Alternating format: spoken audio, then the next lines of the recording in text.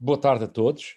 Deixa-me começar por cumprimentar o professor Alexandre Quintanilha. É um prazer ver-te aqui outra vez. Aqui quer dizer, na Academia das Ciências. A colaborar com a Academia das Ciências. Dá-nos sempre muito prazer em que tenhas disponível no meio de tanta coisa para poder estar connosco. Obrigado. O professor Sobrinho Simões, eu repetia quase as mesmas palavras, mas não vou repetir as mesmas palavras. E ouvi dizer que até querias vir a Lisboa só para vir aí. Claro, pá. Eu odeio estar aqui, pá. Ótimo. A gente gosta de ver. A gente gosta de ver. E, além disso, sempre foges daquela região onde há mais contágios, pá. Exatamente. Está a melhorar imenso. Parece que sim. Professor Jorge Soares, mais uma vez, muito obrigada pelo apoio que nos dá. A Cecília, muito obrigada por fazeres o favor de gerires esta ideia nova. E como a ideia saiu da cabeça e do punho da senhora secretária-geral, eu acho que ela é que deve fazer a introdução, porque ela escreveu um texto muito mais bonito que aquilo que eu sou capaz de escrever para lançar de maneira... Senhora secretária-geral, a batata quente é sua. Sim, então agora se sair mal. Sr. Presidente da Academia das Ciências de Lisboa, cumprimento e agradeço ao professor Alexandre Quintanilha, Maria Cecília Leão, Jorge Soares e Manuel Sobrinho Simões, que aceitaram participar nesta primeira conferência de debate do ciclo Encontros com a Sociedade que a Academia das Ciências se propõe levar a cabo. Senhores académicos, senhores participantes, sejam bem-vindos. Vivemos num mundo global convocados a dar resposta a desafios com que somos permanentemente confrontados. Sem falar no desafio em todas as áreas para enfrentar, mitigar as ameaças resultantes das mudanças globais, são várias as temáticas que não admitem demoras na resposta. Consideramos aqui e agora a pandemia SARS-CoV-2. O aparecimento súbito deste grave problema trouxe desconhecimento e incerteza e tem abalado o comportamento das sociedades. Porém, ressalta o esforço determinado dos cientistas a nível mundial, que em tempo recorde reforçaram rapidamente o seu compromisso com a ciência e se têm vindo a envolver no combate a esta pandemia através do avanço do conhecimento científico, colocando-o ao serviço dos cidadãos. Poderiam aqui ser dados múltiplos exemplos, mas não é tempo para isso. Mas este esforço extraordinário nem sempre é conhecido na sociedade sem deturpações ou aproveitamentos voluntários ou involuntários. Será esta falha devida a problemas de comunicação da ciência? Comunicar a ciência não é tarefa fácil. A ciência e a tecnologia têm hoje impacto em todos os aspectos da vida humana. Daí resulta uma crescente necessidade de informação científica rigorosa que proporcione conhecimento capaz de ser aceito pelos cidadãos de acordo com os valores individuais e as decisões a tomar. Existem dois paradigmas na comunicação de ciência: o paradigma da disseminação e o paradigma da participação, ou seja, do diálogo entre o público, os especialistas e os decisores políticos. É no contexto destes paradigmas que a Academia das Ciências lança o ciclo de conferências ao encontro com a sociedade, procurando estabelecer um diálogo entre cientistas de reconhecido mérito e cidadãos num esforço de comunicação de ciência de forma rigorosa e acessível. Dedicamos hoje a discussão a assuntos relacionados com a pandemia SARS-CoV-2, em particular à ética e ciência em tempos de pandemia. Têm a palavra os nossos convidados e a nossa moderadora. Muito obrigada. Muito obrigada, professora Salomé. Boa tarde a todos. Sejam bem-vindos a este espaço de fim de tarde para trocar ideias e reflexões, então, sobre ética e ciência em tempos de pandemia. É para mim uma honra moderar esta sessão, mas tenho de admitir que não é tarefa fácil apresentar tão ilustres convidados, os professores, académicos, cientistas, mestres e amigos. Faço, porém, acreditem, com muita emoção e carinho. E porque o tempo assim o exige, cingir-me-ei a umas breves notas sobre a sua contribuição para a ciência e conhecimento. Alexandre Quintanilha, Manuel Sobrinho Simões e Jorge Soares são 3 personalidades notáveis, reconhecidas amplamente a nível nacional e internacional, não só por valiosos contributos científicos, mas também pela intervenção ética e social. Sempre à frente do seu tempo, souberam olhar para o país e fizeram com que o país olhasse para eles como personalidades nacionais justamente reconhecidas na atribuição de tantos e variados prémios. Marcaram a ciência no mundo e em Portugal, com particular reflexo na mudança do paradigma da ciência no nosso país, pautando-se sempre por parâmetros de excelência na investigação científica. Influenciaram gerações e gerações de cientistas e de médicos, sem esquecer a importância da ciência na educação e na promoção da literacia. O tempo escasso de que disponho não me permite elencar o elevado número de publicações científicas, os numerosos cargos, funções, participações em comissões, conselhos de fundações, pertenças a academias e tantas outras atividades científicas, pedagógicas e de participação cívica com que estes cientistas têm premiado a sociedade portuguesa. Estamos perante professores notáveis, com a capacidade invulgar de associar qualidades intelectuais e humanísticas com a arte de comunicar ideias complexas de forma simples e rigorosa, que a todos nos prende e apaixona. E é tempo de lhes passar a palavra para os próximos 45 minutos, aos quais se seguirá o debate, aberto a todos os que nos acompanham à distância. Os participantes são encorajados a intervir ativamente, escrevendo no chat questões ou comentários que desejem colocar. Vamos começar com a intervenção do professor Quintanilha, cientista doutorado em Física do Estado Sólido, reconhecido nas áreas da biologia, do ambiente e da física aplicada. É notória a sua intervenção cívica e visão problemática da ciência, privilegiando a integração das ciências naturais com as ciências sociais e humanidades. Seguir-se-á o professor Sobrinho Simões, médico, doutorado em medicina, cientista reconhecido no campo da anatomia patológica direcionada para a oncologia. É imperativo sublinhar a capacidade de nos cativar com a sua visão humanística e social da medicina. E a terceira intervenção está a cargo do professor Jorge Soares, médico, doutorado em anatomia patológica, individualidade científica na área da patologia e oncologia, bem como autoridade reconhecida no domínio da bioética, pelo pensamento e pelas reflexões sobre ética e ciência essenciais a uma cidadania responsável. E vamos iniciar com o professor Alexandre Quintanilha. Caro professor, a palavra é sua. Obrigado, Cília. Eu queria começar por cumprimentar os colegas, o Manel Sobrinho, o Jorge Soares, a própria Cília, que nos está a moderar, o Carlos Salema e a Salomé Paz, e cumprimentar também pela iniciativa. Acho que é uma iniciativa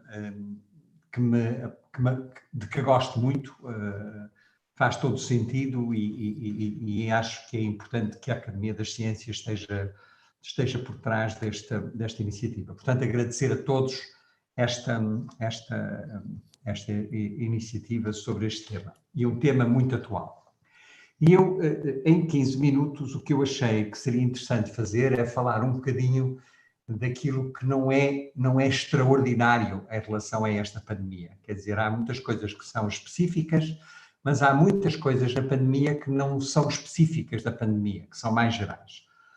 E eu diria que as questões que a pandemia e que a investigação e as suas aplicações, a inovação em diferentes domínios fizeram ressurgir ou forçaram o aparecimento de vários temas que são temas da ética.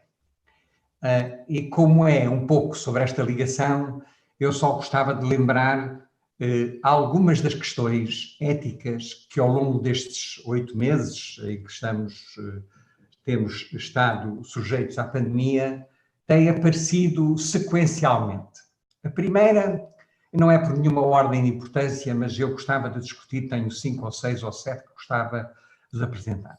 Uma são as teorias da conspiração. As teorias da conspiração que apareceram logo no início e que não desapareceram completamente, que já estão mais ténues neste momento, mas são teorias que aparecem sempre que existem emergências de vários tipos. A segunda questão, também ética, é o tema das fake news, das news que não são verdadeiras, da disseminação de mentiras que todos aqueles que as disseminam sabem que são mentiras e que o fazem de propósito. O terceiro tema, que também é muito interessante, é o tema da vingança da natureza. A ideia de que esta pandemia acontece porque nós estamos a interferir demasiado com os habitats naturais e que a natureza, que é uma espécie de um deus antigo que nós temos, a natureza com N grande, foi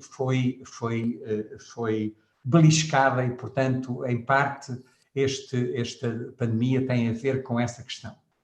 Depois, a questão do protagonismo. Eu há muito tempo que não via tanta gente a falar tanto tempo sobre o tema da pandemia. Quer dizer, os diferentes autores, médicos, enfermeiros, biólogos, matemáticos, políticos, as ordens, os comentadores, não há ninguém hoje em dia que não tenha uma opinião sólida ou não tão sólida sobre o que se está a passar, e os meios de comunicação, obviamente que adoram, porque isto vende muito bem. A ideia de que há confrontação entre determinadas posições que são defendidas com muita força, às vezes com muito pouco substrato por trás, que também é uma questão ética, não é? Quer dizer, quem é que devíamos ter um bocadinho mais de consciência daquilo que estamos a fazer. E depois há 3 questões muito interessantes que têm a ver, a primeira, com aquele dispositivo Stay Away Covid, aquela instrumento que era usado nos telemóveis para saber quem é que tinha estado com quem e para onde é que andava e por aí fora, que levanta as questões todas do Big Data e quem tem acesso e quem usa as questões do Big Data, como é que isto vai ser usado no futuro. A outra questão também muito importante, também tem implicações éticas enormes, é a questão das prioridades, não é? Quem é que vamos salvar e quem é que vamos abandonar? E não é só no tratamento, é no tratamento, é no emprego e é também na questão agora das vacinas. Quem é que vai receber primeiro as vacinas? Quem é que determina as prioridades que vão ser utilizadas? E também aí temos novamente uma grande cacofonia de opiniões sobre esta questão por todo o lado. E finalmente, um último ponto que eu gostava de trazer também à nossa discussão é o que é que passou para segundo plano. Nós, no meio desta pandemia, houve uma série de outras doenças que deixaram de ter a visibilidade que tinham. A questão do ambiente, a questão do clima, a questão dos refugiados. Há uma série de temas que passaram para segundo grau e que deixaram de ter a visibilidade que tinham anteriormente. Eu gostava aqui de agora dizer 2 coisas que eu considero importantes. Primeiro é que estes temas, os temas que são levantados por estes vários problemas que eu listei anteriormente, também não têm nada de novo. Isto tem a ver com aquilo em que em inglês se chama playing God, a gente interferir com a natureza. E interferir com a natureza tem um preço e, portanto, estamos a pagar um pouco esse preço. as questões de equidade e justiça, que são questões muito prementes na ética profissional, as questões das disrupções sociais, que são difíceis de controlar e que são difíceis de prever, porque o que vai acontecer a seguir não é óbvio. O grande tema da dignidade humana, quem é que fica para trás no meio disto tudo, e onde estão os interesses económicos, financeiros, políticos à volta destes vários temas, e depois a questão da fraude.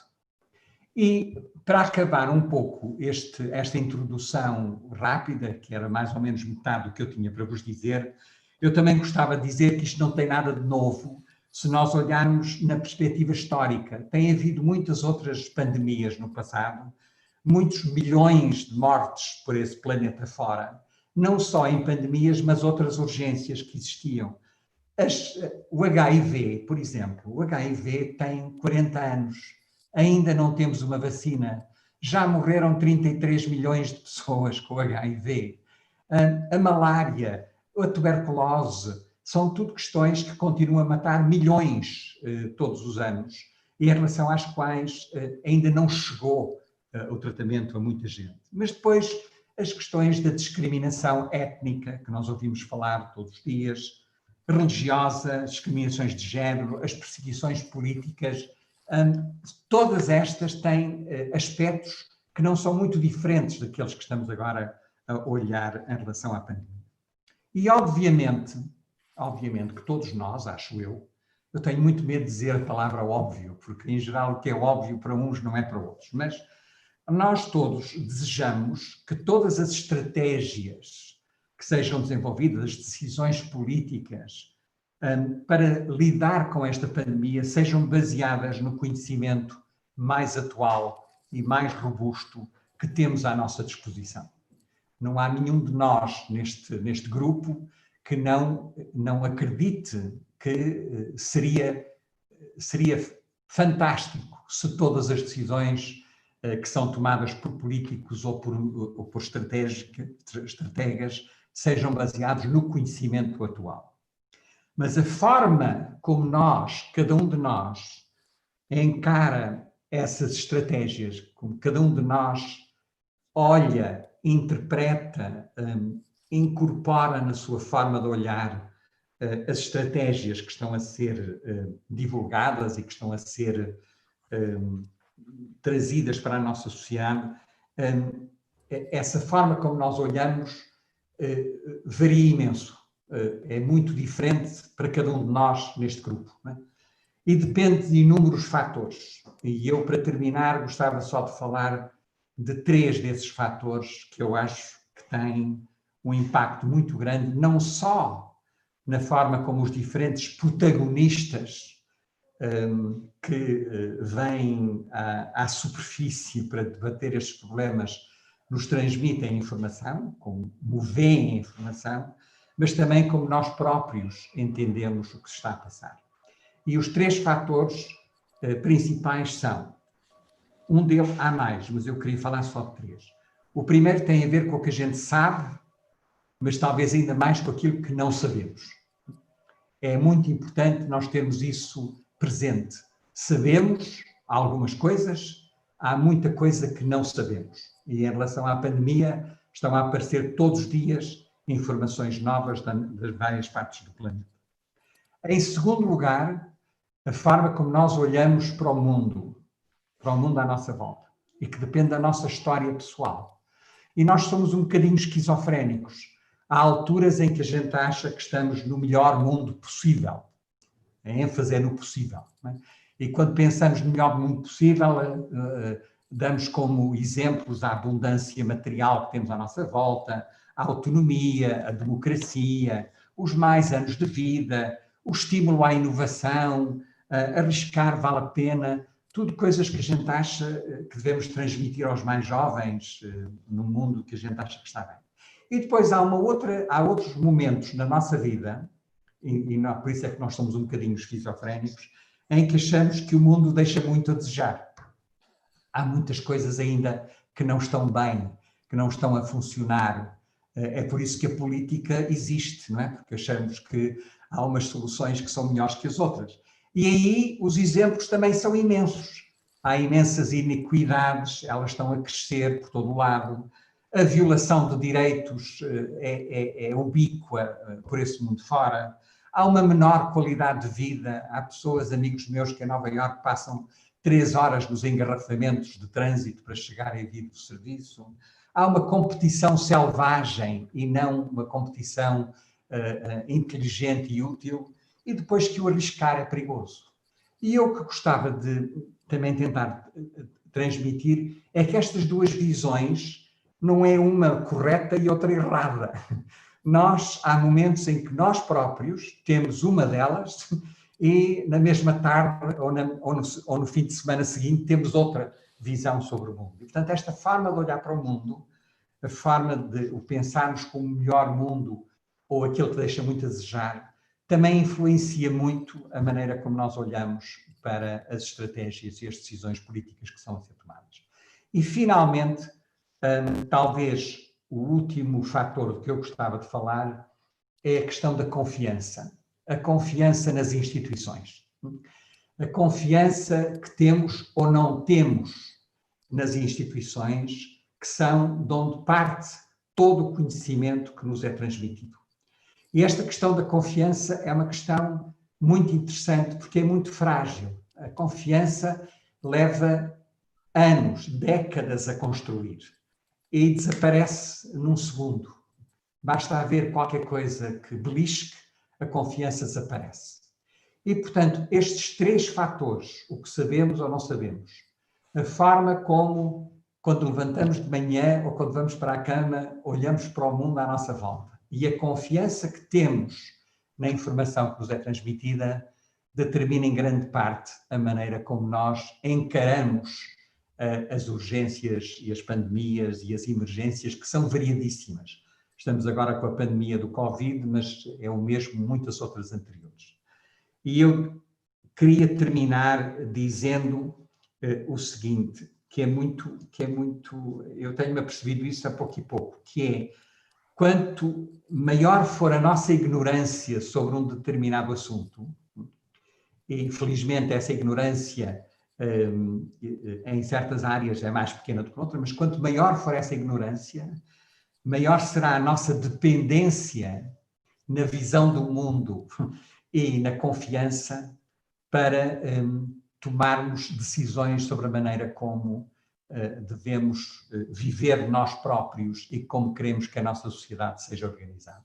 E, portanto, o dilema que estamos a enfrentar todos os dias é que esta pandemia ainda tem muitas áreas em que há muitas perguntas por responder, e enquanto isso for verdade, nós a única defesa que temos, o único substrato que temos para nos orientar no dia-a-dia e na forma como vivemos, são as outras duas. É a visão do mundo e é a confiança que temos ou não temos, ou que vamos aumentando ou diminuindo no processo. E eu parava aqui, porque acho que já gastei os meus 15 minutos e obrigado por poder participar. Professor Quintanilha, muito obrigada pelas suas palavras sempre tão cativantes e tão inspiradoras. Muito obrigada. E vamos passar então agora ao professor Sobrinho Simões. Peço para lhe passarem, professor Sobrinho Simões, para passarem a imagem. Já está. Tem que ser você. Eu não estou a ver. Pois não. Diana, por favor. Para partilhar o ecrã. Não. Para partilhar. Sim, muito bem. Não estou a conseguir. Tá. Cília, Sim, vou já passar. Tá, é que estou aqui. Já tem aberto Sim. o PowerPoint? Tem aberto o PowerPoint? Sim. Professora, só um segundo. Compartilhar a tela. Compartilhar. Eu não estou. Já vai. O professor vai ter já. Não tenho. Aí está a tela. Eu não tenho ainda. Professor, Não, continuo sem. Já está. professor, já está. É um gosto imenso, professor. Por favor, o tempo é seu e a palavra é sua. Olha, muito obrigado. Primeiro, cumprimentos aos meus amigos aqui presentes. Eu tenho imenso gosto de estar cá, embora eu adorava estar, mas era aí. Odeio estar em minha casa, portanto, estou totalmente contra. E depois ainda por cima, não controlo esta coisa dos slides, estou a pedir à Cecília, para a Cecília passar isto com alguma velocidade. E eu peço desculpa por não ter logo, não ter acompanhado com a velocidade de início. Olha, não exagero, porque senão parece cinema, percebe? Portanto, sabe que aquela coisa não... Olha bem, portanto, eu ia discutir, este um ponto que o Alexandre subentende, o que ele disse era discutir, no fundo, as ciências da saúde e começar a discutir o problema das ciências da saúde, e é fundamental perceber que nós estamos, sobretudo, com medo da incerteza. E é por isso que no slide seguinte veem que nós durante muitos anos achámos que o homem fazia o mundo. E agora percebemos que cada vez mais o homem é feito pelo mundo. E, portanto, o que isto veio traduzir-se, como se vê, uma incerteza brutal. E a pandemia veio acelerar isto, tanto individualmente como coletivo. E é por isso que a nossa conclusão é esta, ninguém pensa que terá dúvida que nós estamos a viver um momento de aumento de incerteza. E, portanto, como dizia o Alexandre Quintanilha, antes de mais nada e antes de pensarmos a tal ideia da visão do mundo e a confiança, talvez valha a pena perceber o que é que haverá de verdade nesta coisa da saúde. A saúde e o bem-estar são muitíssimo mais importantes que a doença. Nós, durante anos, andámos a vender a doença porque é mais fácil vender, mas o que nós precisamos mesmo é de saúde.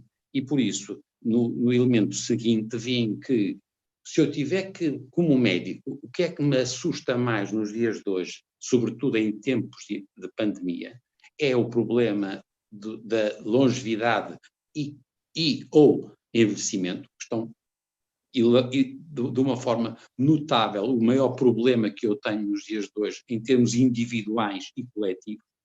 E, por outro lado, temos um outro aspecto que eu não vou discutir, não sei nada disso, e sei que há gente que sabe muito mais do que eu disto, mas os determinantes da saúde pioram imenso com a assimetria e a pobreza. E, portanto, eu não vou discutir isto, o que eu vou discutir são as doenças, mas temos todos a noção de que nós temos um problema gravíssimo com a assimetria social e com a pobreza, e isto vai aumentar, por estranho que pareça, a incerteza. Nós, quando falamos em português doença, estamos de facto a falar de 3 situações diferentes para os anglo-saxónicos. E podem ver nas seguintes, vão ver que a palavra disease é utilizada, é doença orgânica, enquanto a illness tem a ver com a percepção da doença, o mal-estar, aspectos psicológicos, e a sickness tem sobretudo a ver com o domínio da saúde pública. E como estão a ver, a pandemia e a nossa incerteza e o nosso mal-estar têm a ver com estas 3 coisas.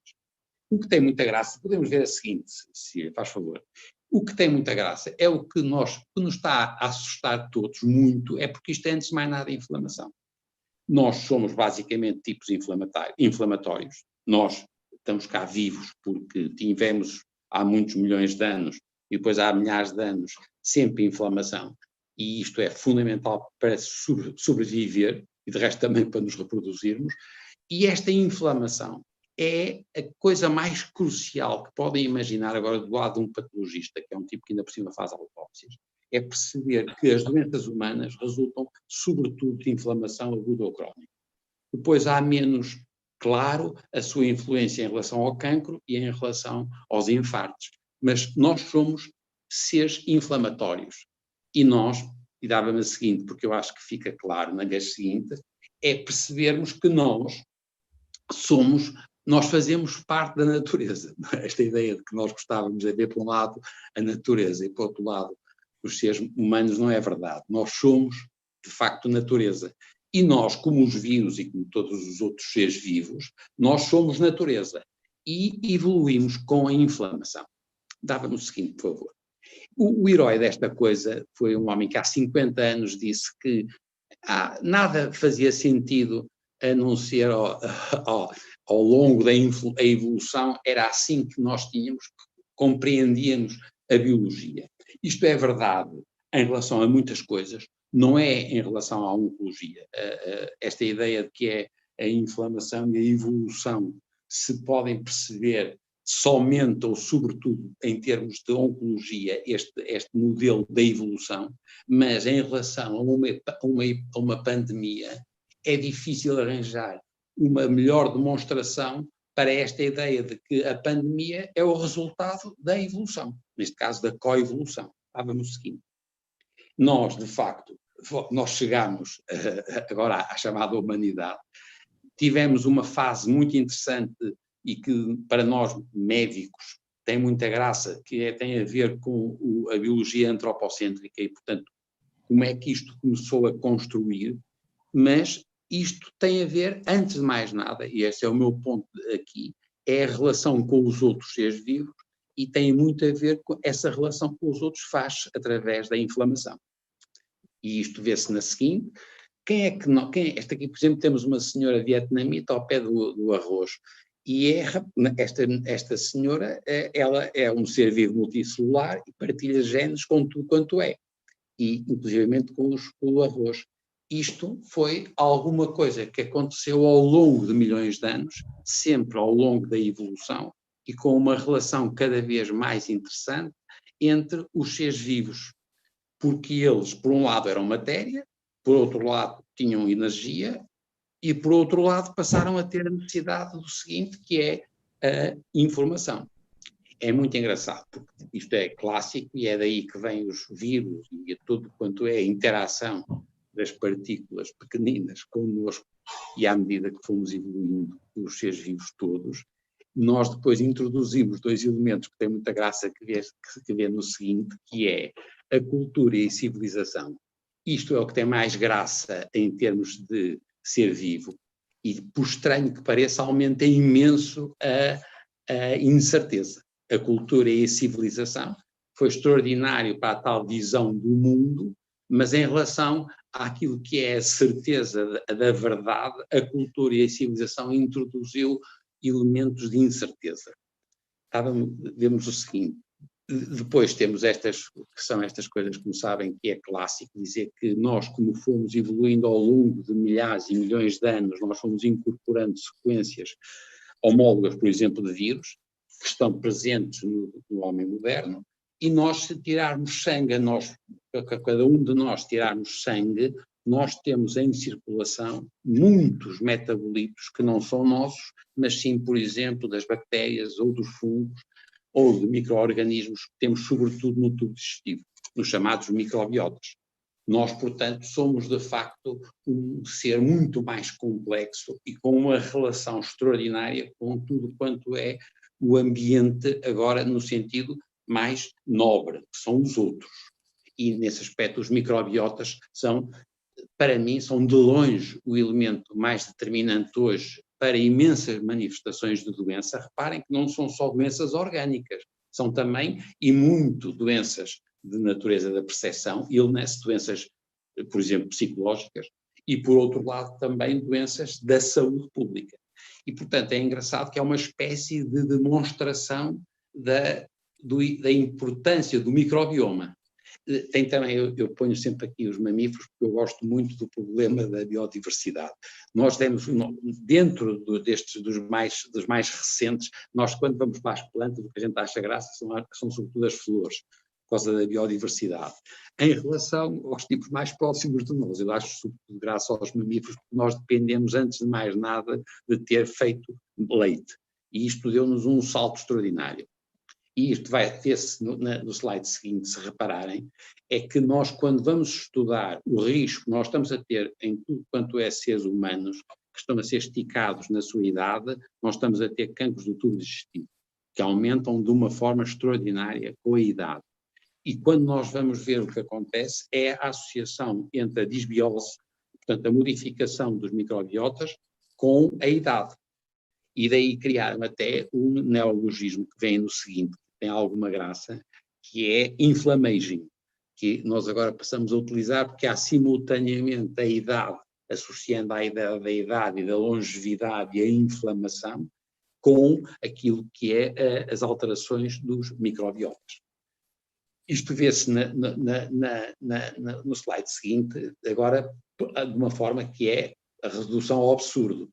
Portanto, se nós estamos com este discurso de que nós evoluímos ao longo do tempo na relação com os outros, e esta relação foi uma relação feita ao longo de últimos milhares de anos, sempre com os mesmos genes, nós podíamos pensar que o genoma humano, agora que nós temos tudo decifrado, nós temos aquilo que nós chamamos a medicina da precisão. E, portanto, podíamos dizer que era aquela ideia de que o cancro do Sr. Silva, a obesidade da Dona Rosa, a doença cardíaca, e podiam imensos exemplos, viva a medicina de precisão.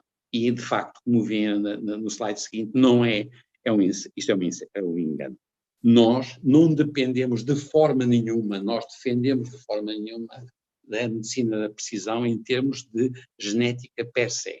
Nós temos muito mais a ver com a relação com os outros. Isto tem duas limitações. O primeiro, per se, é a limitação dos big data e, portanto, da matemática e da capacidade de lidar com muitos dados na sua lógica, mesmo com a inteligência artificial. Nós somos capazes de ter evoluções espantosas do ponto de vista cognitivo, mas não conseguimos evoluir da mesma maneira no domínio afetivo. Nós, por exemplo, não conseguimos perceber a ambiguidade e outras manifestações que são tão humanas ou ainda mais. Aquilo aproxima-se daquela ideia que é o meu slide seguinte, que é nós temos que responder à questão: os big data vão resolver a incerteza?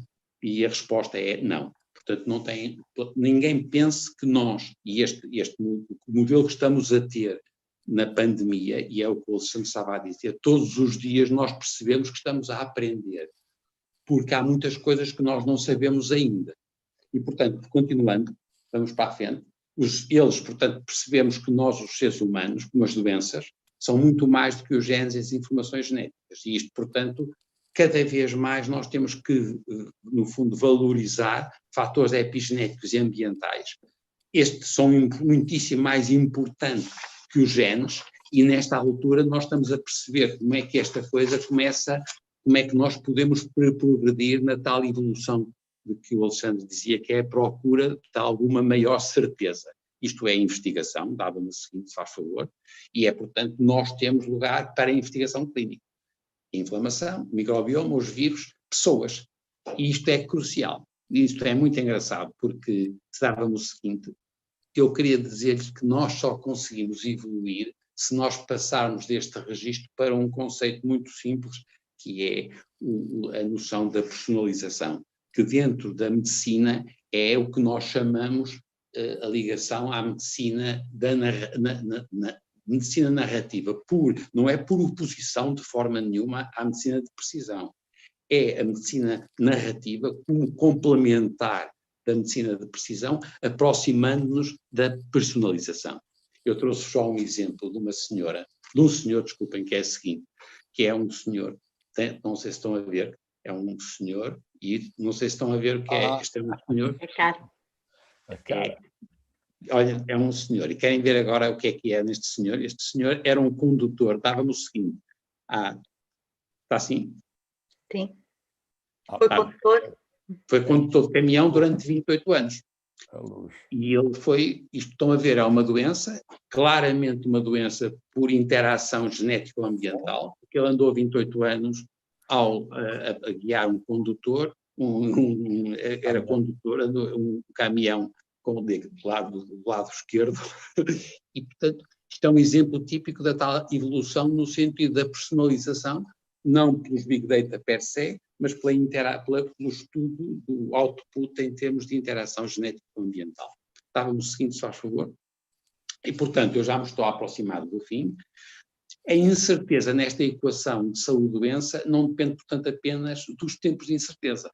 É verdade que nós temos, no fundo, incerteza que é intrínseco, é que é mais simples de trabalhar, porque nós sabemos muito quanto é a genética, a epigenética, mas temos uma outra vertente que é difícil para nós trabalhar, que são as alterações ambientais, as infecções pandémicas e tudo quanto é a tal interação. É tal coisa que eu não tenho tempo para discutir convosco, mas é claro que eu sei que isto não pode ser reduzido só a um problema da medicina, é um problema para mim importantíssimo, é o crescimento exponencial da longevidade, é o problema da evolução do mundo, quer o esgotamento dos recursos físico-biológicos, o esgotamento do modelo social com a acentuação das igualdades, o problema da diminuição e do esgotamento da relação interpessoal com o fim da empatia, e depois também é indiscutível, eu volto só ao ponto de pobreza e marcada assimetria, porque isto cria de uma maneira ainda mais acentuada este problema da incerteza. Estava-me a seguinte, se faz favor? E, portanto, de uma forma sumarizando, nós temos genes, ambiente, sorte ou azar, o intrínseco vem aí dos genes, o ambiente vem sobretudo da extrínseco, dos elementos extrínsecos, e é daí que vem a incerteza. Dava-me o seguinte, se faz favor? Portanto, voltando à ideia do homem no mundo e a incerteza da relação com o mundo, é crucial perceber que, para além do individual coletivo, se quiserem, naquela ideia da árvore e a floresta, nós temos que perceber, sobretudo, que é, por um lado, uma incerteza centrípeta, que é aquela ideia muito centrada sobre nós, os nossos medos individuais, etc. Cada vez mais há aqui um problema de uma evolução da incerteza centrífuga, que é o que manda a assustar mais. De resto, o Alexandre também falou nisto em vários aspectos. E se quiserem ver o que é que se passa em relação ao centrífugo, para além da proliferação de neologismos, como a palavra inflammaging, está bem, são elementos muito engraçados, no domínio dos aspectos centrífugos, são doenças societais que caem na biopolítica, na imunopolítica, na ecoansiedade, na fococracia e neologismos do mesmo género. Estava no último, se faz favor. Eu tenho muito medo, portanto, deste domínio agora da incerteza societal, mais do que a incerteza individual. Continuamos com esta ideia do saúde e bem-estar, mas nós temos, por um lado, que apostar na personalização e em políticas comunitárias, e claro, também isto agora é uma coisa piedosa, é dizer que temos que apostar em compreender e prevenir. Muito obrigado. Muito obrigada. Muito obrigada, professor Severino Simões, sempre pela profundidade e pelas reflexões que nos trouxe e por estes temas tão cativantes da personalização e versus medicina personalizada. Passaríamos agora ao Sr. Professor Jorge Soares. Professor Jorge Soares, a palavra é sua. Senhora professora, muito obrigado. Queria primeiro cumprimentar, num abraço virtual muito afetuoso, os meus companheiros de painel, o Alexandre e o Manuel, e juntar-me a eles nos cumprimentos e nos agradecimentos. Em primeiro lugar, ao nosso presidente, Sr. Professor Carlos Salema, à Sra. Secretária-Geral, professora Maria Salomé Paes, agradecendo-lhe o convite honroso para vir aqui debater. É um gosto, é uma alegria. E à senhora professora Cecília Leão, as palavras não só generosas, mas superlativas, que me criam sempre uma dificuldade, porque criam uma expectativa nas pessoas que eu já sei que depois vou defraudar essa expectativa. Eu decidi escrever por causa de cumprir os 15 minutos que me tinham pedido e, além disso, usar estes meios mais modernos, como seja o telemóvel, para poder seguir o tempo. Pode dizer-se que a ética é uma inspirada criação da inteligência, é o melhor repertório de que nós, humanos, dispomos para resolver os problemas cotidianos da dignidade, da justiça e da autonomia, como referiu o Alexandre Quintanilha. Surpreendidos com uma situação inesperada, com um grau elevado de ameaça à nossa saúde e integridade física, a ciência parece ser a melhor bússola para encontrar os novos caminhos da segurança. Dizia, para vencer a incerteza também, dizia Aristóteles que o começo de todas as ciências é o espanto de as coisas serem o que são. E estes são, ninguém duvida, tempos de espanto. Quem pensaria, digam-me, que o que estamos a viver nos apanharia tão desprevenidos e com tão limitadas situações? Confiamos, e bem, na nossa inesgotável capacidade de adaptação, para chegarmos de novo, mesmo em situações de considerável complexidade, ao desejável equilíbrio individual e social, a homeostasia de que fala António Damasio, e contamos com a ciência para nos ajudar nesse objetivo. Há relativamente poucos anos, historicamente diria ontem, a bioética era chamada a refletir sobre avanços da ciência e da tecnologia nos domínios da saúde e das ciências da vida. Sempre que as descobertas confrontavam valores aculturados. Lembro só um exemplo, 1978, Louisa Brown, o bebé proveta ou a fertilização in vitro. A reflexão ética, exigindo essas descobertas, reflexão ética plural, a preceder a regulamentação das condições de acesso aos benefícios que iam surgindo. A reflexão ética encontrava-se, portanto, aqui, neste lugar intermédio onde se cruzavam valores matriciais da humanidade e, através dela, da reflexão ética, procuravam-se consensos e construíam-se compromissos. A democracia e o legislador beneficiavam desse tempo real, para preparar as leis e para ultrapassar os dilemas éticos. Mas a prática da ciência e os avanços da tecnologia estão progressivamente a exigir uma nova dinâmica para usufruir dos respectivos progressos. Foi um pouco o que aconteceu nesta pandemia. Um novo paradigma, incorporar a ética na construção das soluções, aquilo que se chama hoje, na terminologia inglesa, Ethics by Design, associa-se a muita da inovação, por exemplo, a proveniente da inteligência artificial e da aprendizagem automática. A ciência sempre foi considerada um bom instrumento para medir a nossa ignorância, a ignorância de que falava o Alexandre. E isso aconteceu nesta pandemia, provocada por um agente novo, de que não se sabia o comportamento, nem, menos ainda, o modo de o neutralizar, o que acelerou a investigação, fazendo apelo à convergência, no mesmo tempo, da reflexão ética com a ciência e até mesmo, diria, com a decisão política. Nestes tempos de pandemia, usou-se uma nova prática, portanto, incorporar a reflexão ética no desenho das soluções tecnológicas, como foi o caso das aplicações para rastreio digital de contact tracing, e o desenvolvimento de algumas vacinas, cuja construção recorreu a metodologias nunca antes usadas. Vou circunscrever a minha análise das relações da ética com a ciência a um comentário breve sobre 3 temas, o que farei de um modo muito simplificado pela limitação do tempo disponível. E o primeiro tema é este: competição e cooperação. Sabemos que a competição é um motor de alta rotação em ciência, alimentado pelo empenho e pela criatividade dos cientistas e, como consequência, a rápida evolução dos conhecimentos gerados. Tem essa consequência.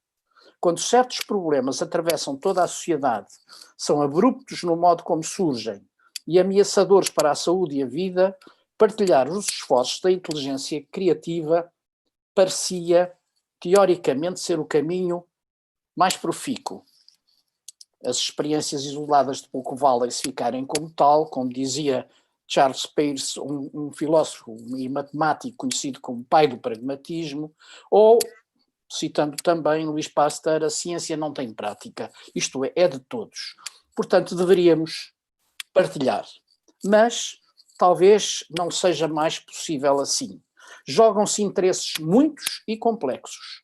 Os princípios éticos da necessidade e da solidariedade recomendariam que o foco não fosse chegar primeiro a todo o custo e guardar para poucos os proveitos desse feito.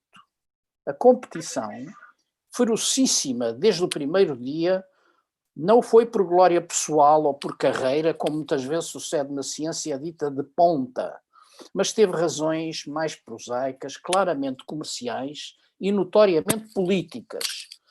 um destes dias, após o anúncio de mais uma vacina aparentemente segura e eficaz, o Jornal Público titulava: "Agora que chegam as vacinas, abre-se a Guerra Fria". Reconheça-se que uma coisa são os cientistas e outra bem diferente, os intrincados interesses de muitas naturezas em que se move a atividade de pesquisa científica. Sobre os primeiros cientistas, lembro aqui o académico ilustre e livre pensador António Barreto, julgo que foi no jornal do último fim de semana, e cito: "O que os milhares de cientistas fizeram em menos de 12 meses, sob enorme pressão humanitária, merece o aplauso universal e é credor da admiração sem reservas." Acrescentaria que se trata de um inesquecível serviço à comunidade dos cidadãos e ao mundo em geral. Mas a ciência não é construída como uma arquitetura cognitiva e emocional simples, de descoberta e recompensa. Movimenta-se hoje em seu redor outras e variadas dimensões, pelo que muitos progressos de âmbito tecnológico ou de metodologias inovadoras têm um potencial interesse comercial, onde desaguam questões de propriedade intelectual e onde se adicionam as de conveniência política. Ter-se chegado mais depressa a uma boa vacina, menos de um ano, beneficiou de uma competição com uma mediatização sem precedentes, sustentada por financiamentos públicos e privados jamais vistos na área da saúde pública. Mas pela competição chegámos mais depressa ao objetivo, ter uma boa vacina. Só em cooperação solidária vamos conseguir uma alocação justa de um bem que deve ser público e universal. E só em cooperação podemos abordar questões muito mais difíceis de solucionar, relacionadas com a equidade entre os países, entre as comunidades e entre os cidadãos, num mundo que tem condições económicas, financeiras e sociais muito desiguais. Nunca saberemos se mais cooperação e melhor transparência nas estratégias que cada companhia farmacêutica desenvolveu levaria mais depressa ao resultado, uma boa vacina. Possivelmente não, mas fica difícil num mundo dominado pela competição, que foi escalada a um nível político inimaginável, mudar para um modelo diferente, em que o mundo passasse a estar preocupado com a solidariedade entre os países, dando lugar e voz a organismos supranacionais, independentes, como é o caso da Organização Mundial de Saúde, nestes tempos muito enfraquecida por razões ideológicas quase nunca justificadas e sempre condenáveis perante as dificuldades que enfrentamos. O segundo comentário que lhes trago é sobre a integridade científica, de que gostaria de abordar 2 exemplos. Creio que não erro, e vem aqui que erros de resultados, de conclusões e erros de dados. Creio que não erro se disser que nunca houve na história recente da ciência biomédica tantas publicações em revistas científicas que tiveram retratação posterior, isto é, foram retiradas por dúvidas de probidade, como estas que lhes mostro aqui. Muitas ocorreram em revistas sem grande prestígio e onde podemos admitir alguma permissividade na avaliação da sua qualidade e menor exigência dos critérios editoriais. Mas outras retratações, e não são poucas, ocorreram em publicações de referência, daquelas em que um artigo publicado é uma condecoração na lapela de um cientista. Várias e atendíveis são as explicações que não vou abordar. Mas o afrouxar do rigor na avaliação, argumentando-se com a necessidade de converter a informação em elementos de ajuda para a prescrição das medidas sanitárias, tem sempre consequências nefastas. A má ciência não robustece o nosso conhecimento e, ao invés, contribui para agravar a nossa ignorância. Valorizar e promover a integridade científica em ambiente de liberdade de investigação é crucial nestes tempos para que se evitem danos reputacionais na ciência. As publicações de referência têm de reforçar a prudência e a exigência, por modo a que os cidadãos não percam a sua crença na insubstituível ajuda que os cientistas podem dar quando se trata de resolver os problemas complexos que ameaçam a sociedade. Um segundo comentário sobre a integridade científica. O erro real que ocorreu na dosagem administrada num dos ramos do ensaio clínico fase 3 de uma das principais vacinas é um exemplo de como a política comercial pode comprometer a boa prática científica e, através dela, a integridade dos investigadores. A forma maquilhada como a empresa farmacêutica se apressou a tirar vantagem de um resultado aparentemente de acaso, metade da dosagem teria levado à subida da eficácia em grupos etários mais avançados, nunca poderá ser uma forma aceitável de contribuir para os cidadãos terem da ciência a imagem do culto pela verdade. Assumir os erros com transparência ajudará sempre a credibilizar as empresas e os processos e a reforçar os laços de confiança das sociedades com os cientistas. O meu terceiro comentário sobre as relações da ética com a ciência é para abordar uma questão que tem tanto de relevante como de complexa: a utilização de dados de saúde. Esta é, estou convicto, uma das questões mais difíceis, mais urgentes e, diria, mais críticas que as novas gerações vão defrontar no futuro próximo. Temos a sensibilidade do que significa para cada um de nós a liberdade e a autonomia, de que os princípios da confidencialidade e intimidade devem em todas as circunstâncias ser protegidos. Mas também sabemos que muita da investigação da saúde necessita de dados consentidamente partilhados e generosamente doados e utilizados pelos cientistas com grande sentido de responsabilidade. A participação individual na investigação biomédica, como sucedeu e sucede na fase de testes das novas vacinas, faz o maior sentido num apropriado contexto de responsabilidade social. Identifica um compromisso mais amplo de participação cívica, define uma verdadeira relação colaborativa entre a ciência e a sociedade, que alguns bioeticistas designam por cidadania científica, que precisa de ser promovida e publicamente discutida. A questão crítica será sempre como encontrar o balanço virtuoso entre este propósito generoso da dádiva e a ameaça para a nossa privacidade que representa o valor comercial dos nossos dados pessoais. Esta dificuldade, vivida e mal resolvida, sublinho, na construção da aplicação portuguesa de contacto, Stay Away Covid, foi seguramente uma das razões, longe de ser a única, para o falhanço de um instrumento que poderia ter sido muito útil no rastreio comunitário dos novos casos. Os dados pessoais são, como alguém disse, o petróleo dos nossos tempos, que projetaram as plataformas de serviços digitais, quase todas de construção recente, para o topo da lista das empresas com maior peso na economia dos Estados Unidos, a chamada Big Five. Convido-os a comparar, em 2008, as 5 mais importantes empresas, em termos de orçamento, e tem o topo à cabeça a Exxon, que é uma companhia de petróleos, e veem que em 2018 todas elas são Apple, Google, Microsoft, Amazon e Facebook. Destas, só a Microsoft é que em 2008 estava a operar.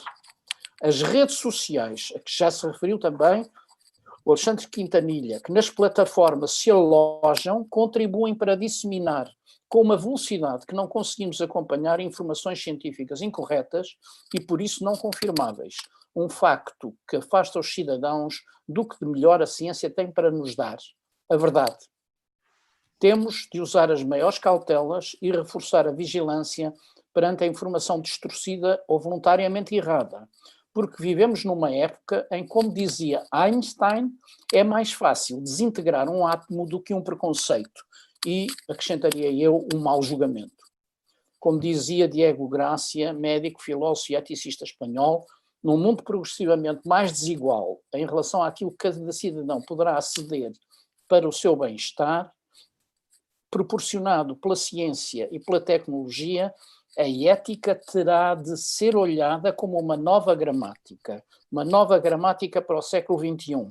Não no sentido normativo de pôr as palavras nos lugares certos, mas para nos princípios e nos valores, designadamente a liberdade, a equidade e a solidariedade, encontrar as soluções que melhor servem a dignidade e os direitos humanos. Cecília, muito obrigado.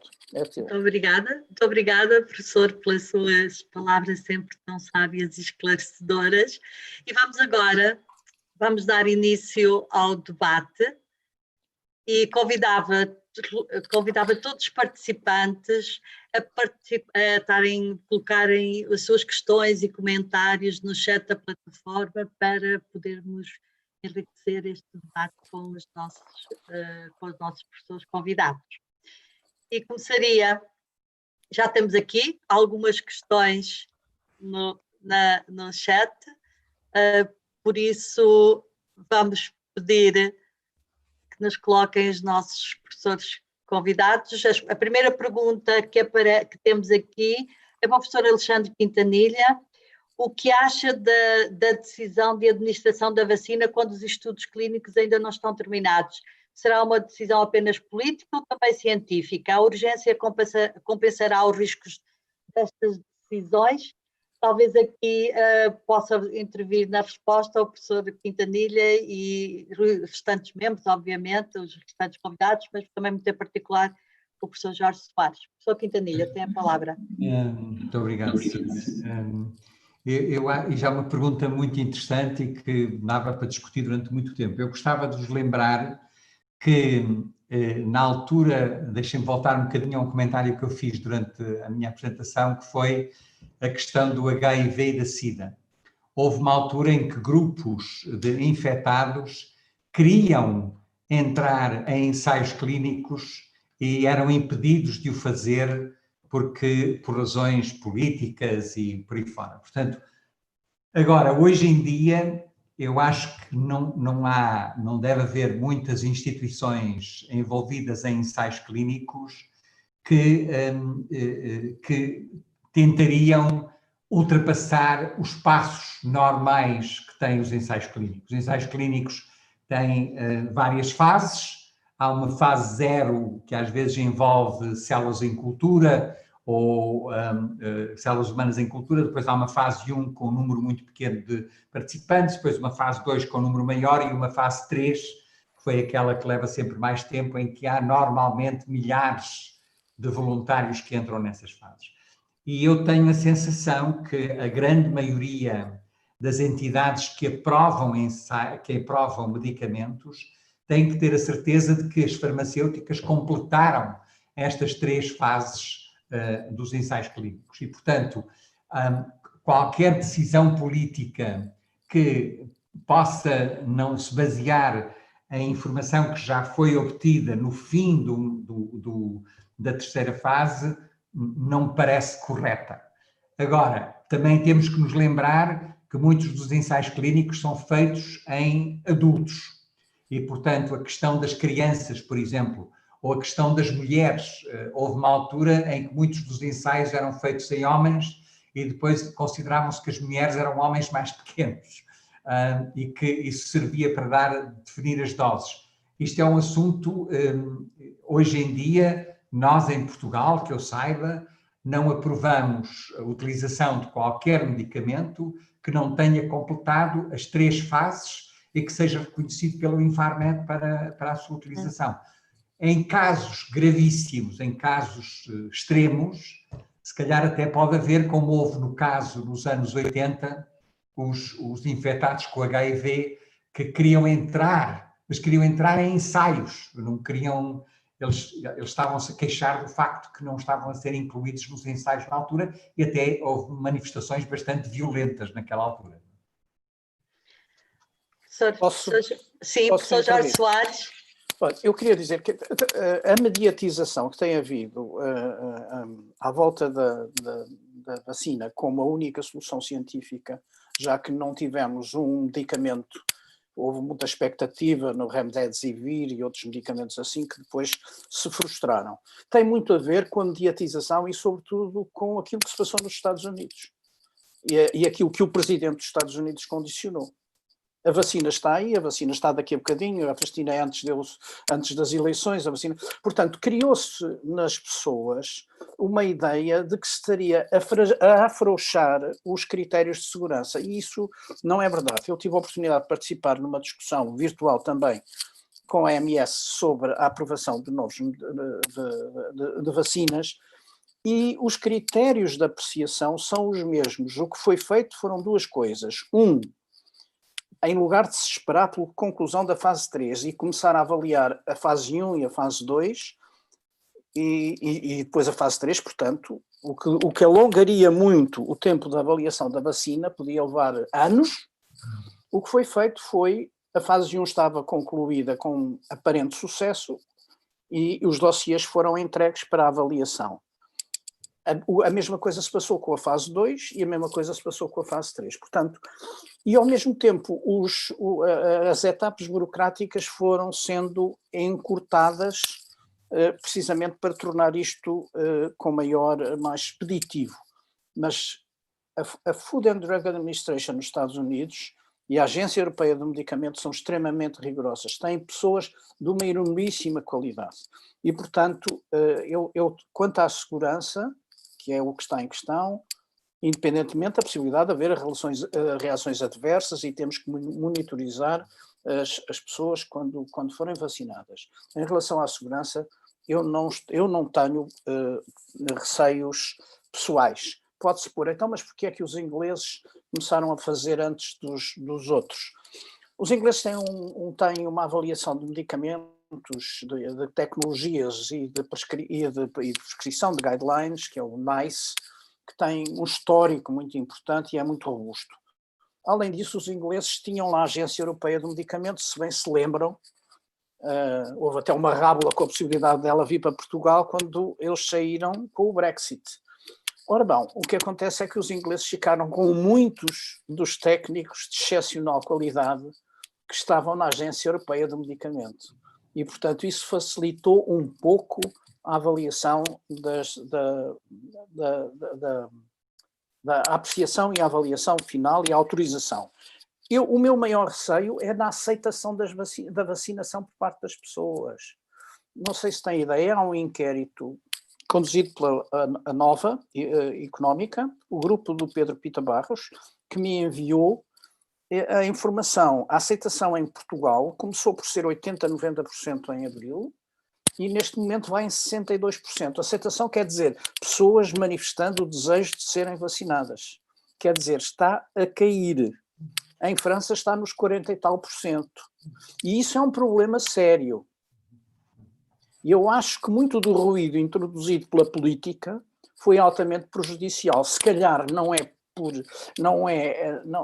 é inocente que o presidente Obama, o Bush e o Bill Clinton disseram: nós aceitamos ser, depois dos prioritários, aceitamos ser vacinados em direto na televisão. Nós já cá tínhamos essa experiência com o professor Marcelo, não é? Exatamente para criar confiança às pessoas. Porque aquele discurso do presidente dos Estados Unidos levou as pessoas a pensar, não, eles estão a aldrabar aqui estas etapas, que é para isto ser mais depressa, porque a política é que está a comandar as coisas. Eu não queria agora tomar mais tempo. Jorge, desculpa, Cecília, deixa-me só Sim, faça o favor, professor. Não, é assim, é que não sei se lembram que o senhor dos cabelos cor de laranja, eu não digo o nome dele, o senhor da Casa Branca, houve uma altura em que recomendava que as pessoas se injetassem com desinfetantes. Como é que isso pode criar confiança em quem quer que seja, não é? Portanto, este processo é um processo muito, muito complexo e voltamos à questão da confiança. E eu estou totalmente de acordo com o Jorge, neste momento a questão mais difícil de nós ultrapassarmos são os níveis de confiança nas populações em relação às vacinas. Pois, de confiabilidade, acho que sim. O professor Severino Simões quer comentar, quer acrescentar. Olha, professor, então, professor Quintanilha, ainda na continuação da intervenção que estava a ter, temos aqui ainda um outro aspecto que refere em que o professor referiu que os ensaios foram testados em adultos.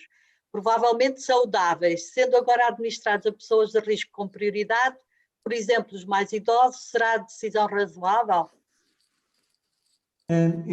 Vamos lá ver. Eles são, os ensaios começam por ser sempre na fase 1 em pessoas saudáveis voluntárias, mas depois quando se entra na fase 3 é nos dois grupos, em comparação. E a questão do que é que acontece com crianças ou com pessoas com idades inferiores aos 16, 18 anos e aquilo que acontece com pessoas com idades superiores aos 80 anos é uma questão que vai ter que se descobrir a pouco e pouco, não é? Vai ter que haver testes à medida que isso vai evoluindo. Neste momento, eu tenho a sensação que o que existe, porque eu não tenho acompanhado muito em detalhe, é ensaios que foram feitos em adultos, uns saudáveis, outros doentes, ou pessoas que teriam determinadas comorbilidades. E, portanto, estamos numa fase de aprendizagem, não é? Quer dizer, isto... e é curioso, porque há pessoas que querem que a medicação comece a ser já introduzida amanhã, e há outros que acham que se calhar o melhor é esperar ainda umas semanas para ver o que é que vai acontecer nos outros países, eles que se arrisquem e nós depois podemos ter os benefícios dos riscos dos outros. Também é uma questão de equidade em relação a estas questões que também não é fácil de desintegrar umas coisas dos outros. Professor Sobrinho Simões, agora é para si uma questão que temos aqui. Como promover a aproximação entre medicina de precisão e medicina narrativa, personalização, particularmente para a formação na área das ciências da saúde e das instituições de saber? Olha, Cecília, há aqui um problema. Vamos centrar em Portugal, porque depois nós temos sempre dificuldade em pensar em Portugal e no mundo. A primeira coisa, em termos de percepção, para mim, por exemplo, em Portugal, é como é que eu aproximaria a medicina de precisão da medicina narrativa. Eu pensava, ou pensaria, e acho que as pessoas pensariam, que nós devíamos autopsiar as pessoas que morrem com Covid em Portugal. E a razão, porque raio é que a gente não faz autópsias? Nós até hoje fizemos 4 autópsias, mais cerca de 5.000 pessoas que morreram, e nós não sabemos do que é que as pessoas morreram. E, portanto, nós não conseguimos, e voltamos à história, que é para mim o meu problema mais... Vocês têm um problema que eu estou totalmente de acordo, que nós temos aqui decisões que têm que ser para além disso, e têm a ver com aspectos societais, da organização, da visão do mundo, das sociedades, da política, etc. Antes disso, nós temos que progredir um bocadinho na ciência. E o que se passa é que nós, em Portugal, não fizemos autópsias das pessoas. Portanto, nós não sabemos de que é que as pessoas morreram. E não estamos preocupados com isso. Estamos muito preocupados com a vacina, mas não estamos preocupados com como é que elas morreram. Não sei se sabem que em Portugal só fizemos 4 autópsias até hoje. Eles têm que ser feitos no Porto, no São João, porque somos nós os únicos que temos a capacidade para fazer estas autópsias. Como de resto das doenças periónicas também só fomos nós, as hepatites C, as SIDAs, somos nós que fazemos. Também fizemos sempre poucas, diga-se de passagem, mas nesta altura era crucial para nos perceber, portanto, não sei se está a ver, Cecília, a primeira coisa para mim, o problema para mim é um problema muito da qualidade da informação. E nós, nesta altura, numa ciência que está, como vocês dizem, em construção, e em que nós, por exemplo, já fizemos 4 autópsias, já estudámos, nós sabemos que as 4 pessoas que morreram têm inflamação a mais. Portanto, e nós sabemos também, até já sabemos que as pessoas que têm inflamação a mais têm variações genéticas em termos, por exemplo, do interferão, e têm, no fundo, têm variações genéticas que justificam que a sua resposta seja por excesso de inflamação. E isto dá cabo a inflamação é das coisas mais importantes. Nós, se não tivéssemos inflamação, já não. Nós estamos cá porque tínhamos inflamação. Os que não tinham inflamação já morreram há muito tempo. Portanto, nós hoje temos, de resto, inflamação a mais, porque uma inflamação dá mal-estar, dá cor, às vezes dá dor, nós até damos anti-inflamatórios, o que aqui para nós é paradoxal, porque nós sabemos que a pessoa que tem uma inflamação é a coisa melhor que podem ter, porque raio que a gente dá um anti-inflamatório, logo que o tipo está inflamado. Está porque a gente sabe que ao mesmo tempo pode dar antibióticos, e portanto se houver chatices nós controlamos. No que diz respeito a esta doença, em que há uma doença inflamatória despertada pelo vírus, nós não sabemos ainda hoje quais são os elementos individuais que dão a tal personalização, por um lado, que é precisão, que é, por um lado, genética, e, por exemplo, é verdade que o interferon tem a ver com esse gene, e, por outro lado, as características, será que estes 4 casos que morreram, estes vírus, eram diferentes em algum aspecto dos outros que não morreram? Está a perceber? Portanto, eu não sei. Eu avançaria, antes de mais nada, em Portugal, para o nosso pequeno mundo, era ver se nós percebíamos melhor o que é que está a passar connosco. Olha, professor, mas ainda relacionado com este aspecto, temos também aqui outra questão que diz respeito a, diz a pessoa, quem coloca a questão, parece-me que nestes tempos de pandemia se agravou o idadismo na nossa sociedade.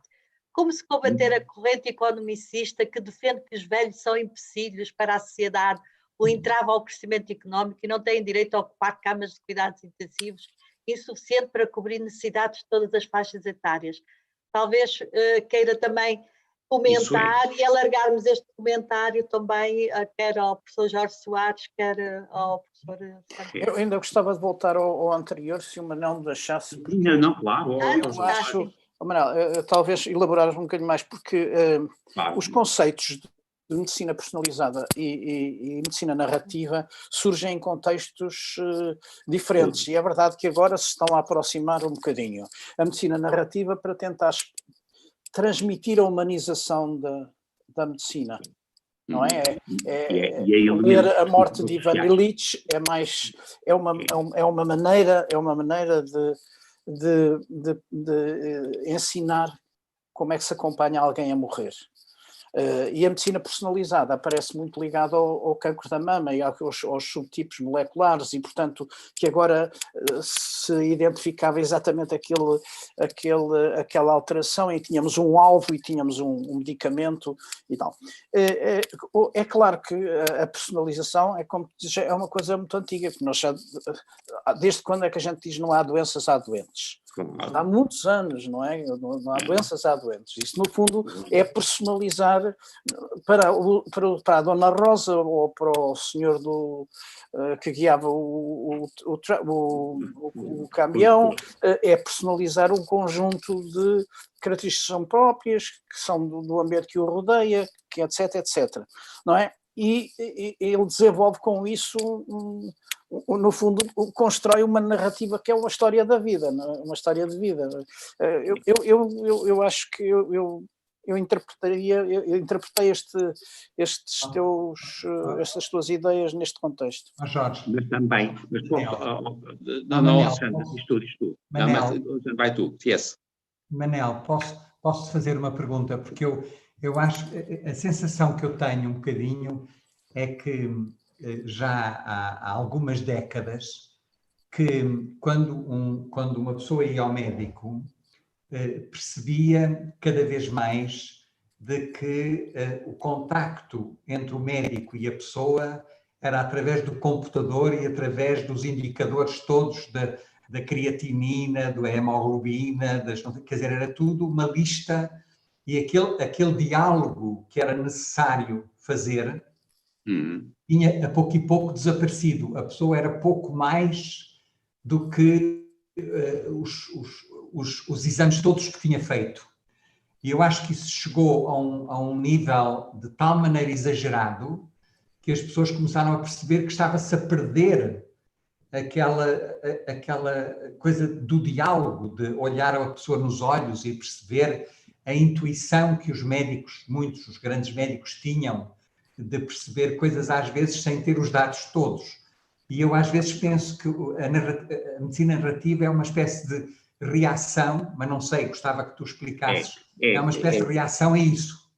É o que o Jorge também disse, é verdade que há uma evolução, que veio dos franceses. O problema da narrativa tem muito a ver, de facto, com elementos que são mais da história no sentido pessoal, e elementos que são psicológicos e psicossociais, e, portanto, de alguma maneira revalorizam a ideia de que o Alexandre está a dizer, que é a valorização do outro enquanto ser pensante que trabalha connosco e que conversa connosco, etc. Para além destes aspectos que vocês estão a referir, com que eu estou de acordo, nós que estamos na patologia, nós somos mais também, nós introduzimos, se vocês quiserem, é um abuso, mas é de que nós temos cada vez mais a necessidade de perceber o fenótipo, isto é, tudo o que aconteceu no mundo do Big Data e as possibilidades de terem algoritmos prescritivos, por exemplo, com base em Big Data, é impossível, ninguém pode fazer, porque nós hoje temos variantes, por exemplo, só no domínio genético, atenção que não são só nos genes, é muitas vezes mutações em áreas não codificantes dos genes, que são ainda mais difíceis de perceber e são muito frequentes. Mas nós temos centenas de milhares ou milhões de variantes individuais nossas, por exemplo, temos 6,6 milhões de variantes para ter risco de doença coronária. Como é que nós podemos introduzir a medicina de precisão através de uma visão de Big Data? Não é possível. Então o que é que a gente faz? Introduz aquilo que é o estudo do fenótipo, que é de uma maneira até às vezes, primeiro é a história clínica, é muito importante, é saber se o tipo é muito gordo, se ele tem história de ter tido outros episódios assim ou assado, e depois fazer um estudo simples de imagiologia para saber se o tipo está a ficar com a parede coronária um bocadinho mais grossa do que estava. Isto é, nós estamos a avaliar muito mais o elemento fenótipo, portanto, as características, as alterações já a começar e as alterações de natureza psicossocial e da história que enriquecem aquele modelo. E aí nós aproximamos-nos através de um discurso narrativo, se quiser, mas é um abuso meu, de facto, dizer assim, mas é muito mais personalizado do que uma precisão. Não é preciso.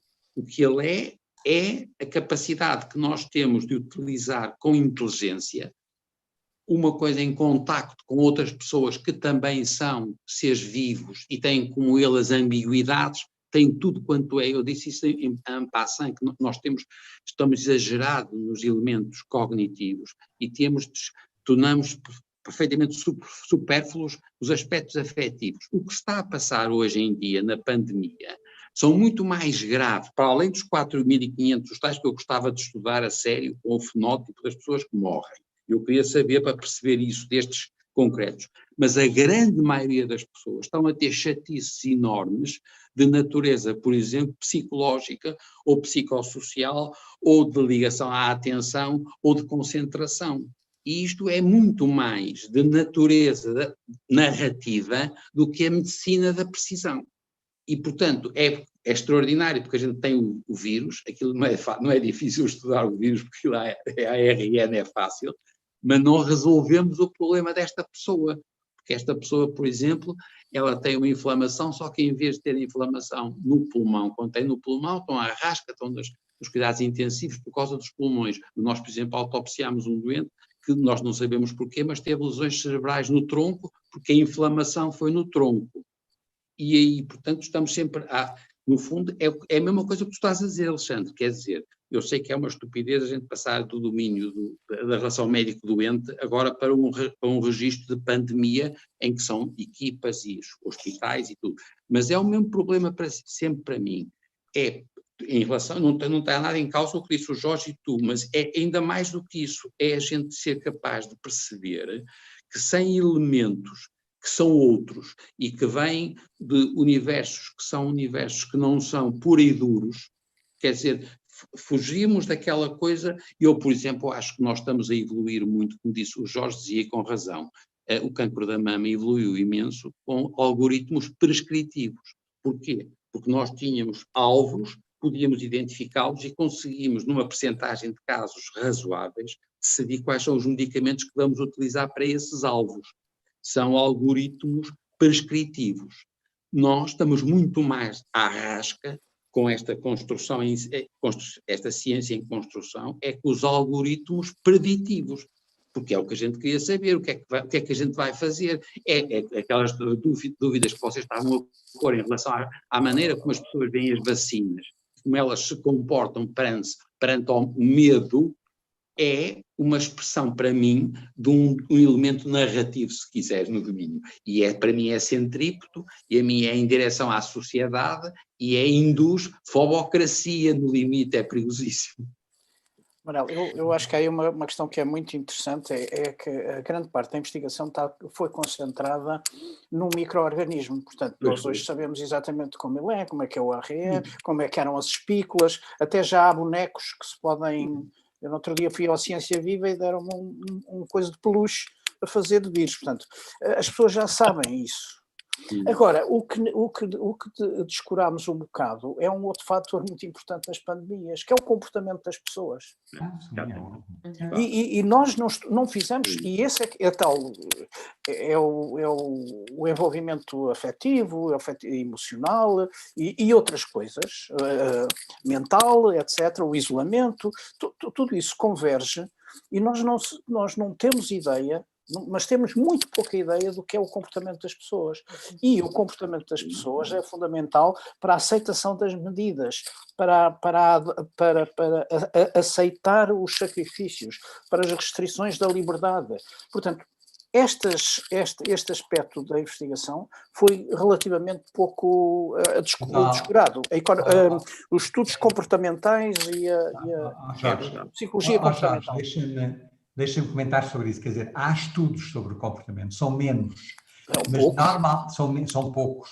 E também há aquele parte-pris de que esses estudos não são muito rigorosos, que é mais fácil descobrir uma molécula do que tentar perceber o comportamento das pessoas. E, portanto, até certo ponto são descurados. Eu sei de vários estudos que foram feitos aqui em Portugal, por exemplo, na Escola Nacional de Saúde Pública, sobre o comportamento das pessoas e como tem variado nos últimos 6 meses. Esses dados existem, são poucos, mas as pessoas acham que essa parte é menos rigorosa. É mais rigoroso medir a concentração da hemoglobina, ou medir a concentração da citosina, ou medir do que estar a medir o comportamento das pessoas. E é óbvio que o comportamento é fundamental. E toda a informação que está a chegar tem a ver com a evolução da doença em muitos países do mundo em que os comportamentos são completamente diferentes. E tentar comparar isso é muito complicado, não é? Como é que a gente compara comportamentos diferentes? É muito, muito complexo. E agora temos aqui, eu gostaria só de interromper, gostaria só de relembrar, temos aqui alguns pedidos de intervenção, mas só de relembrar que não temos possibilidades técnicas de dar a voz a quem está do lado de lá, mas temos possibilidades de poderem escrever no chat os seus comentários e as suas questões. Depois, posso só... Estão a chegar, sim, professor, porque estão aqui a chegar várias também outras questões associadas à questão que estamos aqui a tratar e depois dando salto muito também para a parte moral da parte jornalística portuguesa. Mas, professor... Não, deixe-me só, é porque há bocado... havia uma questão, exatamente aquela questão que... Da empatia. Havia um problema exatamente. E das crianças, por causa do Alexandre está a levantar, e também houve um colega vosso que também levantou esse problema em relação à idade. E é crucial, e isto agora tem a ver também com quer o Jorge, quer o Alexandre estão a fazer muito bem e fazem muito melhor do que eu isto. Quer dizer, eu sou um tipo que trabalho em cancro, é outra coisa, quer dizer, não falam nem compreendem. Mas, portanto, eles... E há aqui um problema, a gente tem que perceber o seguinte, que é o que eu estou a dizer, é que as crianças são diferentes umas das outras, e os velhinhos também são todos diferentes uns dos outros. E, para mim, o grande problema neste país é que eles acham que os velhinhos são todos um grupo homogéneo. É uma estupidez. Eu, por acaso, até acho os velhinhos entre si mais diferentes uns dos outros do que as crianças. Nós temos um problema hoje com as crianças. As crianças já tinham, por razões que tinham a ver com a organização social e a família e problemas, a utilização excessiva de instrumentos, de meios de comunicação social, etc., eles estão a perder a atenção. Isto não tem a ver com a mas isto é, toda a gente reconhece que há um problema de perda progressiva de empatia nas crianças por falta de atenção. E é verdade que há muita gente que está a dizer que isto, em relação a quem está em situação de pandemia, com os problemas da relação com as escolas e do problema da relação com os pais, etc., nós estamos a ter pioria de comportamentos, por exemplo, por diminuição da concentração e o aumento da ansiedade, que é o que fica mais claro para toda a gente. E nesse domínio, é o que eles estão a dizer, quer o Jorge, quer o Alexandre, isto são elementos que são muito pouco objetivos, e portanto, não sou eu que não consigo fazer autópsias, mas os outros conseguem estudar os vírus e sabem tudo que os vírus, e agora não todos a perguntar se eles são mutados ou não são mutados. E tem muita graça as perguntas se acreditam que aquela partícula pequenina, mutada, resolve tudo, não resolve quase nada. E nós vamos ter que progressivamente entrar no domínio do estudo dos comportamentos, das respostas psicológicas, da organização social, a partir dessa realidade, que é muito mais de uma tonalidade afetiva do que pura e simplesmente cognitiva. Não tenho dúvida. Professor, muito obrigada.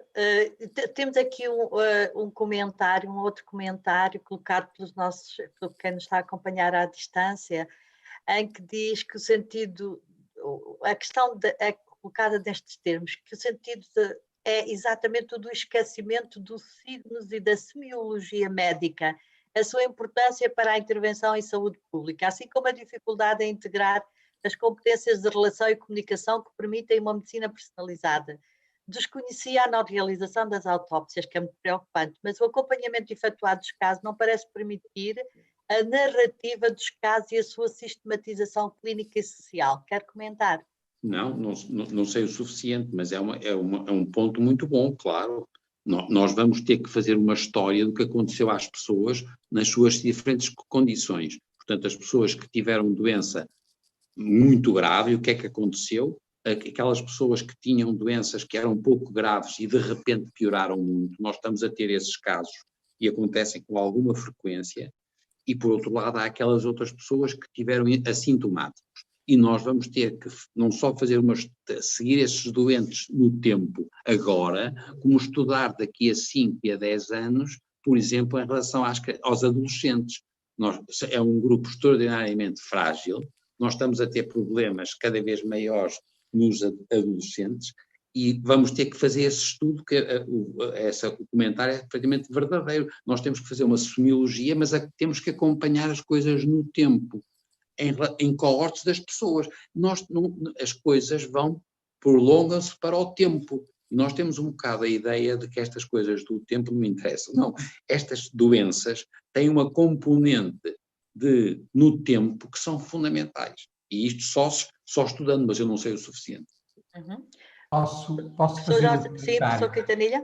Não é bem sobre isto, mas também tem a ver com isto. Eu acho que o que está a acontecer, e há muitas das perguntas que estão a vir, que nos estão a ser postas, tem alguma coisa, um dos aspectos é tentar ver se nós podemos dar mais segurança em relação àquilo que se está a passar. Mas não é esse, eu não vejo esse o nosso papel. Eu gostava de dizer que, para mim, o que me parece é que a evolução do conhecimento faz com que as coisas aconteçam muito mais depressa. Há um encurtamento do tempo. Todas as pessoas querem as soluções ontem. Sabem que a evolução da ciência, do conhecimento é enorme e, portanto, querem respostas já ou ontem sobre estes problemas. E muitas destas questões que estão a ser levantadas, quer dizer, por exemplo, até que ponto é que uma pessoa que não tem sintomas é infeccioso ou não? Sabe-se muito pouco sobre isso. A pessoa que já teve a infecção vai ter outra vez a infecção passado uma semana, um mês, um ano, não se sabe nada sobre isso. E como isso leva tempo a saber, há agora uma pressão muito grande para que a gente possa resolver isso com os trilhões de dados que vai obter. Os trilhões de dados é que vão dar a resposta. Não é verdade. Os dados não é informação não é conhecimento, conhecimento não é sabedoria. Leva tempo, leva muito tempo. E esta questão de fazer uma pressão enorme sobre a sociedade que agora tem que ter acesso aos dados, os dados têm que ser acessíveis, todos os dados têm que ser acessíveis para nós sabermos já amanhã como é que devemos resolver a questão. Não dá, não funciona. Leva tempo. E eu penso que qualquer pessoa na medicina sabe isso. Há questões que levam muito tempo a perceber. É preciso acumular muita experiência para o fazer. E, portanto, quem está nesta altura com uma enorme... Eu percebo, isto é uma ansiedade enorme, como disse o Manel, as pessoas estão muito ansiosas.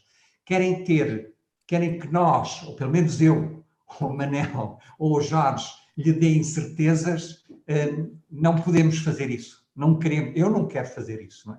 Eu quero é que percebam que há aqui questões que vão levar tempo a perceber. E que, se calhar, se nós quisermos ser muitos egoístas, podemos dizer, não experimentamos nada agora, deixamos os outros experimentar e quando eles souberem a gente vai usar. Também não é assim que funciona, porque a gente pode morrer entretanto. Não é? Temos que fazer parte da história, temos que fazer parte do que não sabemos para a pouco e pouco ir sabendo aquilo que se passa. Desculpem este claro. Não, Jorge Soares. O Alexandre está a falar de uma coisa que eu queria acrescentar, que é o ruído introduzido neste acompanhamento mediático, que é 24 sobre 24 horas, com uma quantidade de pessoas a opinar. Portanto, esta pressão muito grande de uma informação como se a informação fosse verdade. Não, a informação não é conhecimento, nem conhecimento é sabedoria. Isto tem uma linha do tempo. E isto também é preciso transmitir às pessoas, que há coisas que não sabemos e aquilo que, quando não sabemos, quando a ciência não sabe, temos que utilizar a prudência. É uma coisa que vem dos gregos. Temos que usar a prudência e isso é muito importante. Muito obrigada. E temos aqui ainda, o tempo está já a caminho a terminar, mas temos aqui ainda mais alguns comentários e questões que seria interessante ouvir a vossa opinião. Há aqui uma só posso tirar mais um bocadinho.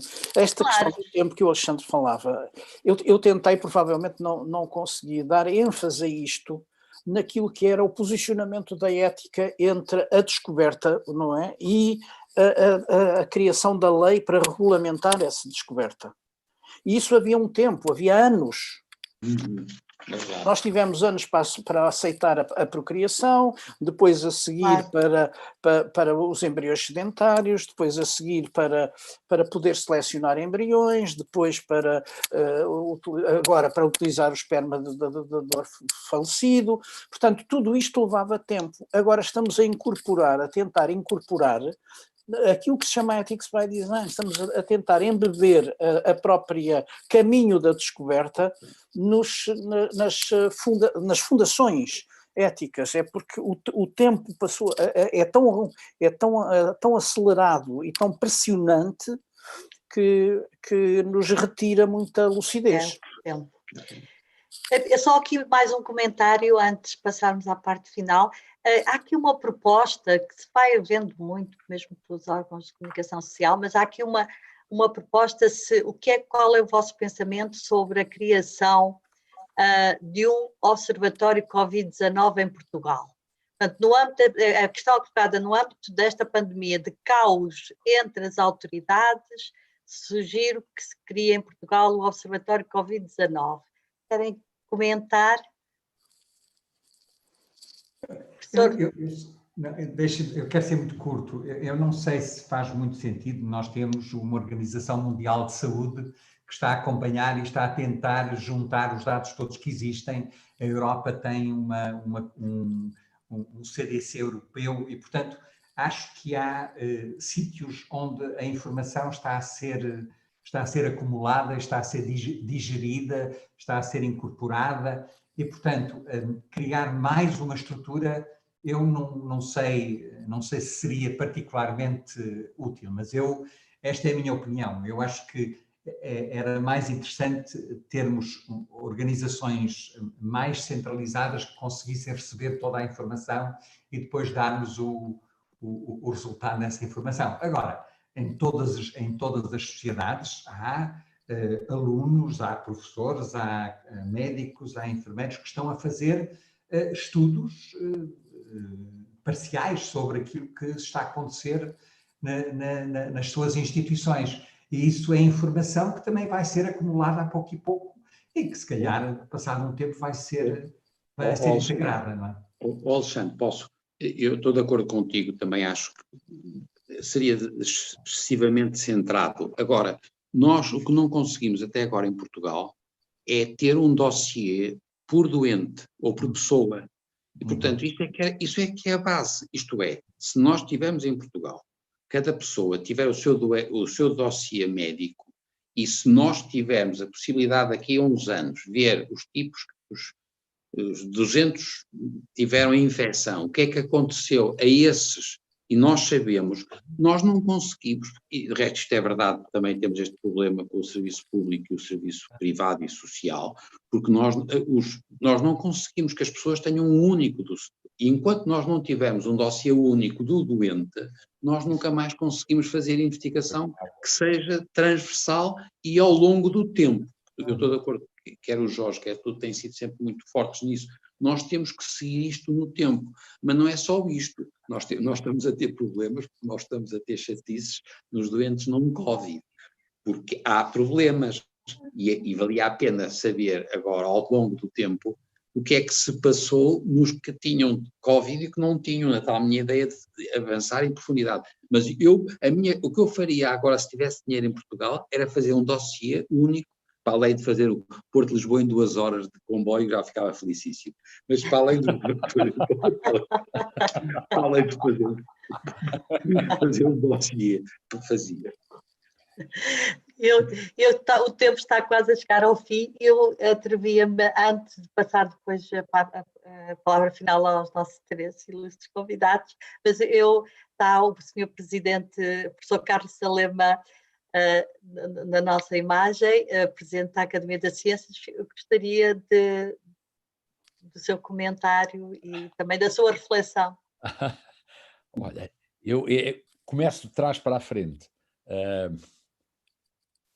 A ciência precisa de tempo. Há coisas que levam tempo a fazer.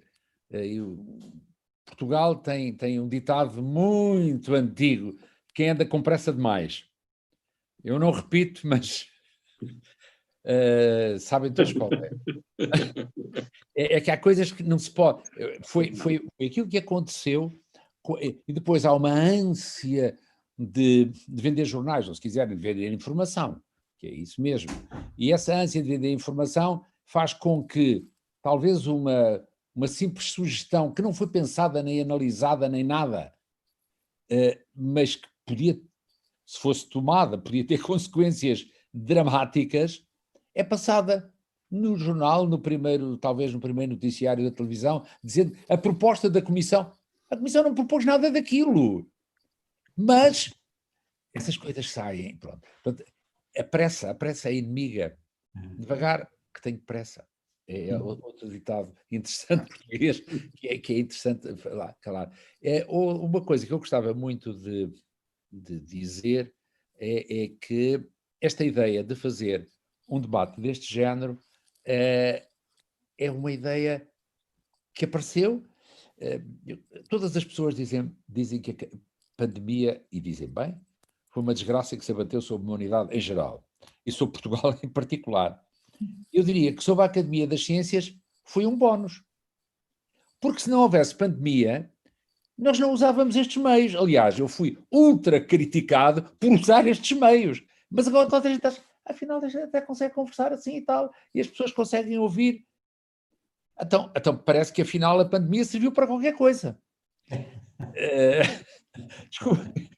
Há assim umas coisas que as pessoas, digamos, já agora são mais uma, quer dizer, isto, a gente tem que defender naturalmente a nossa profissão, a minha, todas as pessoas sabem que eu sou toda a área, portanto, quer dizer, lá está ele a vender a área dele, mas também sou universitário, sou professor. Eu não sei se as pessoas todas repararam que as universidades, e não só as universidades, as escolas quase todas também fizeram o mesmo, mas as universidades é aquilo onde eu sinto mais, porque estou mais perto. Até janeiro de 2020, davam-se aulas tal e qual como no tempo do Platão.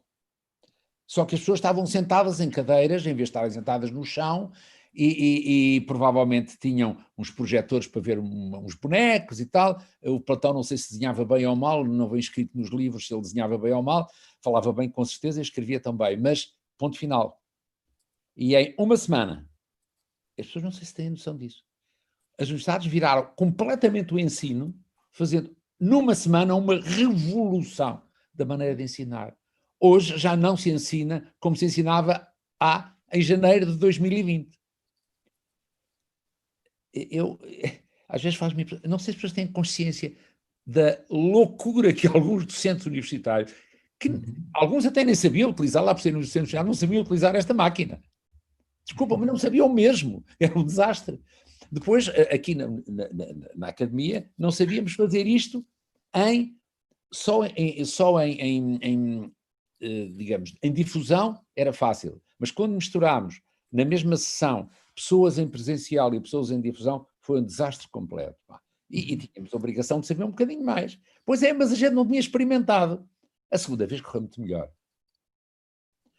Pronto, eu queria dizer isto, que o tempo e a experimentação são fundamentais para quem gosta de ciência, ou vive da ciência, ou trabalha em ciência. Há coisas que levam tempo a fazer. Não podemos forçar o tempo. Muito obrigada. A professora Quintanilha está... Eu tenho que agradecer aos três corajosos. Ao Alexandre, que ainda bem que vejo outra vez, pena da gente ultimamente deixámos de ter tantas reuniões como costumávamos ter.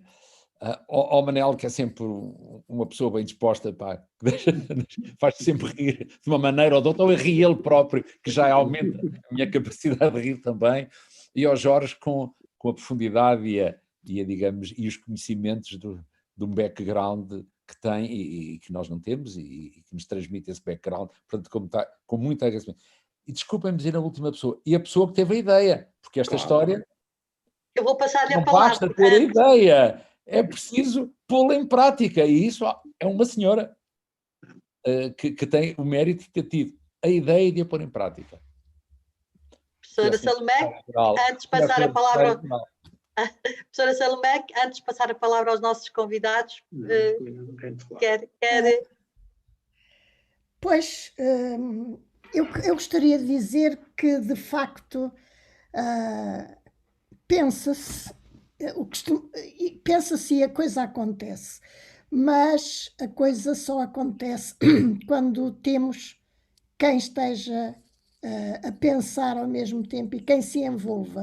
E aqui eu queria dizer que esta ideia, este pensamento, que esperamos que possa continuar noutras matérias, só foi possível que acontecesse porque tivemos quem colaborou na construção da ideia e que tivemos quem aceitou estar aqui, trazer o seu conhecimento, partilhar e, sobretudo, partilhar o conhecimento, aquele conhecimento que é preciso para que as pessoas percebam a ciência não tem a resposta na mão. Temos estado aqui sempre a dizer a ciência não se faz a correr, a ciência faz-se com rigor, a ciência faz-se com tempo e, portanto, temos que dar o tempo ao tempo.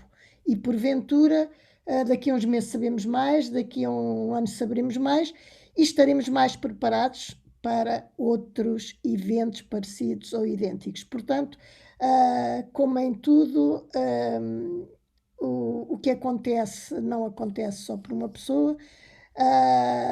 O clique pode ser de uma pessoa, mas se não houver empatia, que é uma coisa que se tem perdido, como dizia o professor Sobrinho Simões, e eu diria, de facto, a empatia tem-se perdido, talvez porque abusamos demasiado do isolamento e da utilização dos meios ao alcance, mas são indispensáveis. Mas talvez também essa empatia cresça se este tempo em que estamos a viver se for continuado por muito tempo. Mas também diria que em termos sociais, em termos humanos, talvez tenha revelado facetas do comportamento individual e humano perante a sociedade em que se vive, que não estávamos já habituados a ver durante um certo tempo. Portanto, eu queria agradecer, acima de tudo, a todos aqueles que aqui estão e que nos ajudaram a construir esta ideia, que esperamos que tenha sido útil e que tenha criado naqueles que nos ouviram, que foram muitos, como devem ter visto, foram 100 e perto de 30 aqui no Zoom, e mais, quando eu soube, foi mais 48 no YouTube. Portanto, eu acho que isto se deve aos nossos oradores, à discussão e ao esclarecimento que nos trouxeram com rigor, e muito, muito obrigada em meu nome pessoal e em nome da Academia. Muito obrigada e estejam sempre com a Academia, porque a Academia é e deve ser e tem nos seus estatutos aquilo que é a transmissão do saber com rigor e daquilo que é necessário à sociedade. Muito obrigada. Eu vou passar então, muito obrigada, professora Salomé, e passaria para terminarmos a convidar o professor Quintanilha, o professor Simões e o professor Jorge Soares a partilharem connosco uma nota final. Mas antes de lhes passar a palavra, Jorge, só um segundo, temos aqui aspectos muito interessantes no chat, mas no final. Professor Jorge Soares. A minha mensagem, eu podia dizer, já agora não se infetem, fiquem seguros, mas sobretudo eu acho que uma lição para o futuro, e como eu tive alguma preocupação de falar de ética, é que se a ética não governar a razão e o poder acabarão por ignorar os valores éticos, e isso vai tornar as sociedades decadentes. Isso é uma preocupação. Professor Quintanilha? Manel, já agora, no inverso. Perfeito. Professor Simões? Não, eu só queria dizer muito obrigado, eu fartei-me de aprender.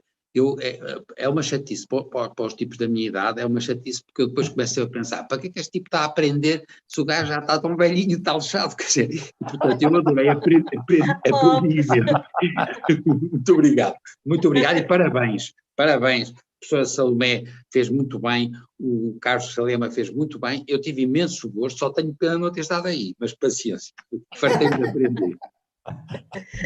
Professor Quintanilha? Não, eu também queria agradecer, acho que foi uma ideia excelente podermos estar, eu também aprendi imenso e eu ainda sou mais velho que o Manel, portanto se ele se está a queixar... O que me estão a fazer... Não tenho. Gostava de vos deixar com uma frase que eu acho sempre muito bonita, que não é minha, mas que se aplica muito bem ao conhecimento e à importância do conhecimento, que é a razão principal, o objetivo principal do conhecimento é transformar espelhos em janelas. Eu acho isto uma imagem tão bonita, tão elegante, é de um jornalista inglês, americano, porque tem muitas conotações no meio disto, e eu acho que a sessão 2 também foi um pouco isso, foi nós abrirmos um bocadinho mais algumas janelas para nos afastarmos daquelas coisas que são as certezas. Eu tenho muito medo das pessoas que nunca têm dúvidas. Realmente sim. Faz-me sempre muito medo. E, portanto, acho que foi uma boa, e agradeço muito aos meus colegas também e Nós estamos numa muito cultural. É que janela, não te esqueças que janela é dos Janos e é do janeiro. E só nós em português é que usamos janela, todos os outros usam ventana. Percebes? Nós não, nós é o janela. É para vermos para a frente e para trás. Pá. A imagem é em inglês, e em inglês é o Windows. Boa, Manel. Muito obrigada. Penso que estamos, não é, professor? Estamos no tempo de terminar, são 19h54 e a mim resta-me, de facto, renovar o nosso profundo reconhecimento aos professores Alexandre Quintanilha, Manuel Sobrinho Simões e Jorge Soares, nosso bem-aja, por estarem pela vossa presença, pelas vossas reflexões, olhares cruzados, que trouxeram esperança neste fim de tarde em que todos aprendemos, todos em conjunto, convosco, e julgo que ficámos todos com a certeza da incerteza dos tempos que vivemos, mas penso que ficámos também com a certeza da ética e da ciência como dois sólidos garantes de uma esperança de uma vida melhor. Me agradeço, muito obrigada a todos, Muito aqueles que obrigado. nos acompanharam, não tive tempo, não conseguimos, o tempo está no fim, depois prometo que remeto e que vou enviar também para os nossos convidados e para a Academia, comentários também de muito importantes e contributos que não foi possível aqui continuar a abordar.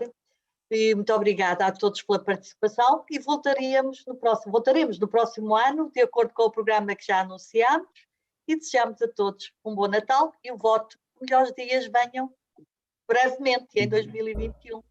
Muito obrigada a todos. Muito obrigado. E boa noite. Boa noite. Obrigada. Obrigado. Obrigadíssimo. Muito obrigado. Muito obrigada. Boa noite. Muito obrigada.